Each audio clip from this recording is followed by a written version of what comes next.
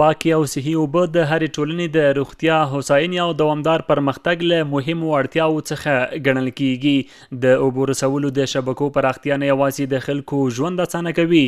بلکې د عامې روغتیا د خوندي کولو او د ښاري خدمتونو د کیفیت په لوړولو کې هم مهم رول لري. د ښاري اوبو رسولو او فاضلاب او اماراتي شرکت مسؤلین وایي دغه شرکت دا مهال د هیواد په کچه له 3 میلیونو او 300 زرو څخه زیاتو هیوادوالو ته د پاکو او صحي اوبو خدمتونه وړاندې کوي. د یاد شرکت د اجرایوي رئیس مولوي غلام الرحمن کاظم په وینا د اسلامي امارت له بیا واکمنېدو څخه د 1405 کال تر پیله پورې د اوبو رسولو د شبکو د پراختیا بنسټیزو پروژو د پلي کېدو، د اوبو د تولید او زیرمه کولو د ظرفیت د لوړولو او د مدیریت د نوي طریقو په پلي کولو سره 650 زره نور هیوادوال هم د پاکو او صحي اوبو له نعمت څخه برخمن شوي دي. موږ په څو کلونو کې د سکل په شمول باندې 650,000 هیوادوال نوي جذب کړي دي چې دوی ته د اوبو زمینه سازي کړي ده او د دوی هغه مشکلات چې کوم د اوبو مخکې لرل هغه حل شوي دي. را روان کې هم په دې باندې کار کوو چې خپل هیوادوال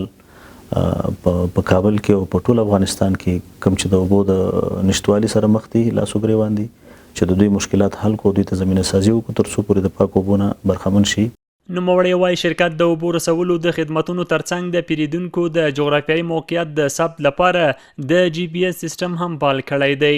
د په خبره دغه سیستم د اوبو له شبکو د غیر قانوني استفادې د مخنیوي، د پیریدونکو د موقعیت د دقیقې پیژندنې، د میټر لوستلو دقت او د اوبو د بیلونو د پر وخت ویشت په برخه کې اغیزمن تمام شوی او د خدمتونو د مدیریت کیفیت یې ښه کړی دی. موږ د جی پی ایس پروسه په کار باندې اچولې ده چې تر اوسه پورې موږ تقریبا څه د 5,000 خلک جی پی ایس کړي دي او د پروسې ته په چټکتیا باندې کار کوو تر څو پورې ټول مشترکین او زمونږ پورې مربوط چې څوک دي د جی پی ایس په پروسه کې شامل شي چې د دوی مشکلاتو حل لپاره او د امارت عواید او د هغې د منظم شکل سیستم چلولو په خاطر باندې دوی زموږ سره په اسانۍ باندې پیدا کیږي. دغه پروسه ان شاء الله په چټکۍ روانه ده، دا به هم دوام لري